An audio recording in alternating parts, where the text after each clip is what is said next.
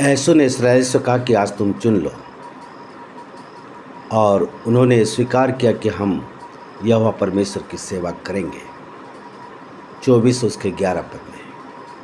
मेरे प्रियो, आपके और हमारे जीवन में चुनाव आता है। नामान के जीवन में चुनाव आया। दूसरा राजा 5वां अध्याय 10 और 11 पद में। या तो वह यरदन नदी में जाकर के 7 डुबकी मारे या अपनी बीमारी के साथ वापस लौट जाए। उसे चुनाव करना पड़ेगा।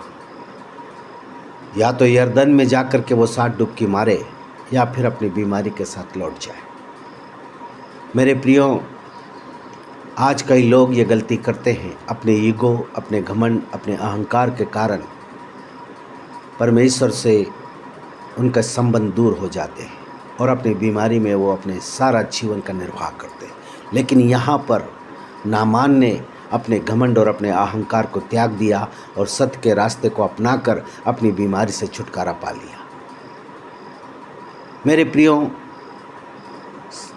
पहला राजा 17 अध्याय 8 से 15 पद में सारपत की विधवा के सामने चुनाव आया।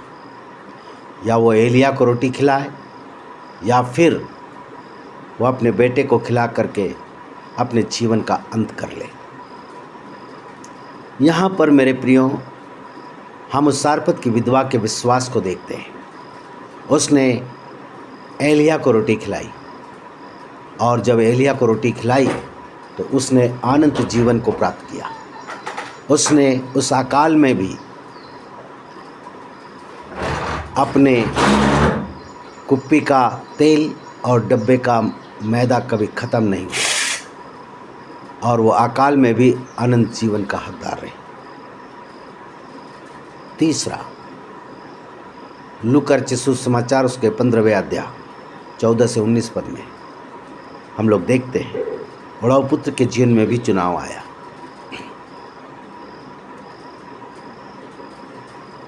पिता के घर को लौट जाए या फिर संसार में सुअरों के साथ संगति रखे। निर्णय उसको करना है। अगर पिता के घर को लौटता है तो अंगूठी, वस्त्र, प्रिय भोजन और सम्मान और आदर मिलेगा। और अगर नहीं लौटता है तो संसार में उसे ऐसे स्थान पर संगति रखना पड़ेगा जो असंभव है। इसलिए उसने पश्चाताप करना ही उचित समझा। उसके पश्चाताप के द्वारा उसने एक सही रास्ते का चयन किया। पतरस के जीवन में भी मेरे मित्रों चुनाव आया। यूहन्ना रचित सुसमाचार 6 के 66 से 68 में उसके सामने चुनाव आया कि प्रभु के पास रहे या संसार में रहे। उसने साफ कहा, प्रभु आनंद जीवन की बातें तो आपके पास है, मैं कहाँ जाऊँ। एक सच्चा निर्णय प्रभु की संगति के साथ उसने ले लिया। रूत के जीवन में भी चुनाव आया। रूत के सामने भी चुनाव आया कि वो रूत को छोड़ के चली जाए अपने माता पिता के घर। अपने माता पिता के घर चली जाए,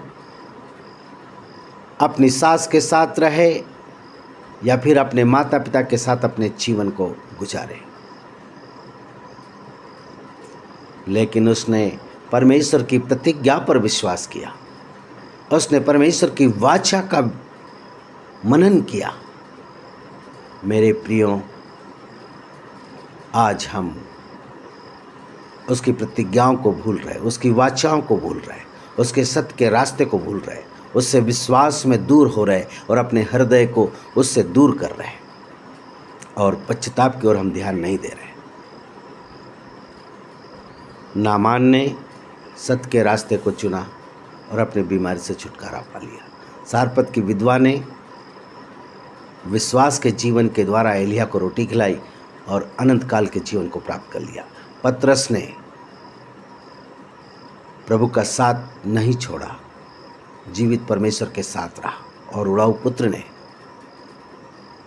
अपने पिता के घर का चयन किया पश्चाताप के साथ। और रूत ने वाचा का हवाला देकर कहा, तू जहाँ रहेगी मैं वहाँ रहूँगा, तेरा परमेश्वर मेरा परमेश्वर होगा।